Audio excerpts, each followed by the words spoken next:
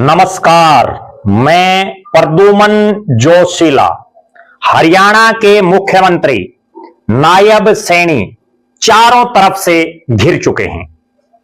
जी हां, चाहे सत्तारूढ़ भारतीय जनता पार्टी के सहयोगी हों, चाहे विपक्ष की पार्टियां हों, सब नायब सैनी सरकार पर सवाल उठाना शुरू कर चुकी हैं और ऐसे घिर गए हैं सैनी साहब कि उनकी कुर्सी पर संकट के बादल मंडरा रहे हैं। जी हां, मुख्यमंत्री की कुर्सी पर संकट के बादल छाए हुए हैं। इस वीडियो में मैं विस्तार से आपको बताऊंगा कि आखिर ऐसा क्या हो गया जिससे लगभग 18 महीने पहले मुख्यमंत्री की कुर्सी पर बैठे नायब सैनी की कुर्सी के पांव हिलने लग गए हैं। विस्तार से देखने से पहले आप सभी दर्शकों से अनुरोध है कि YouTube पर हमारे चैनल को सब्सक्राइब करें, बेल आइकन घंटी का बटन अवश्य दबाएं, वीडियो को ज्यादा से ज्यादा शेयर करें, वीडियो को हाइप जरूर करें, अपने विचार कमेंट के माध्यम से रखें। Facebook, Instagram, Twitter, x, threads पर हमें फॉलो और लाइक जरूर करें।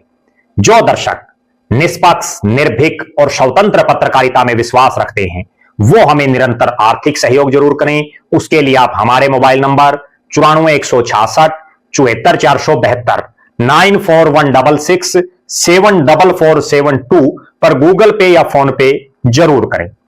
हरियाणा प्रदेश का एक वरिष्ठ पुलिस अधिकारी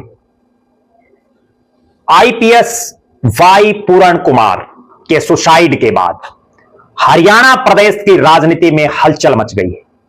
हर तरफ से इस तरह की राजनीतिक गलियारों में चर्चाएं चल पड़ी हैं कि नायब सैनी पहली बार एक बहुत बड़े मामले में उनकी सरकार उलझ गई है और इतना गंभीर मामला जिसमें वाई पूरण कुमार आईपीएस के घर उनके परिवार को सांत्वना देने के लिए और न्याय दिलवाने के लिए देश में विपक्ष के सबसे बड़े नेता राहुल गांधी पहुंचे।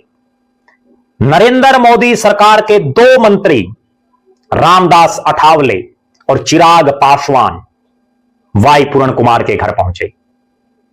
बीजेपी के साथ जिन पार्टियों का अलायंस है और आज से नहीं वर्षों से जो भारतीय जनता पार्टी के साथ मिलकर के काम कर रही हैं, उन पार्टियों के प्रमुख नेताओं का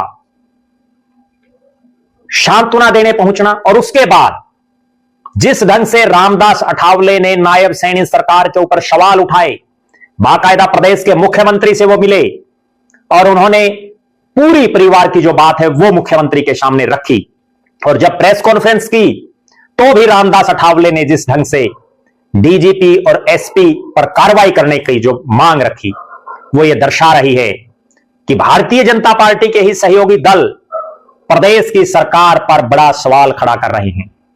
इनके अलावा विपक्ष के हरियाणा में जो नेता हैं, नेता प्रतिपक्ष भूपेंद्र सिंह हुड्डा, रोहतक के सांसद दीपेंद्र सिंह हुड्डा, कांग्रेस की राष्ट्रीय महासचिव कुमारी शैलजा जो सिरसा से सांसद हैं, सोनीपत के सांसद सतपाल ब्रह्मचारी, हिसार के सांसद जयप्रकाश जेपी, अंबाला के सांसद वरुण मुलाणा, इंडियन नेशनल लोकदल के राष्ट्रीय अध्यक्ष अभय सिंह चौटाला, जननायक जनता पार्टी के राष्ट्रीय अध्यक्ष डॉक्टर अजय सिंह चौटाला, पूर्व उप मुख्यमंत्री दुष्यंत चौटाला, कांग्रेस के प्रदेश अध्यक्ष राव नरेंद्र सिंह और कांग्रेस के बहुत बड़े बड़े नेता, आम आदमी पार्टी के बड़े नेता पंजाब के मुख्यमंत्री भगवंत मान, ये तो मैंने आपको कुछ एक जो बड़े चेहरे हैं उनके नाम बताए हैं। इसके अलावा भी हजारों हजार नेता, कार्यकर्ता, सामाजिक संगठनों से जुड़े लोग वाई पूरण कुमार के परिवार को सांत्वना देने, वाई पूरण कुमार को श्रद्धांजलि देने और न्याय की मांग को लेकर के लगातार आवाज उठा रहे हैं। कुल मिलाकर के यह कहा जा सकता है कि अपने लगभग 1.5 साल के इस कार्यकाल में पहली बार नायब सैनी की कुर्सी पर संकट के बादल मंडरा रहे हैं और ऐसे बादल मंडरा रहे हैं जिन्होंने सैनी साहब की कुर्सी को चारों तरफ से घेर लिया है। अब सैनी साहब बच पाते हैं, नायब सैनी अपनी कुर्सी को बचा पाते हैं या नहीं, यह अगले कुछ एक दिन में पता चल जाएगा। क्यों? इस मामले के बाद जिस ढंग से तत्परता से सरकार ने जो कार्रवाई करनी चाहिए थी वो नहीं की और उसकी वजह से माहौल ऐसा बना कि देश के प्रधानमंत्री नरेंद्र मोदी को अपना कार्यक्रम रद्द करना पड़ा।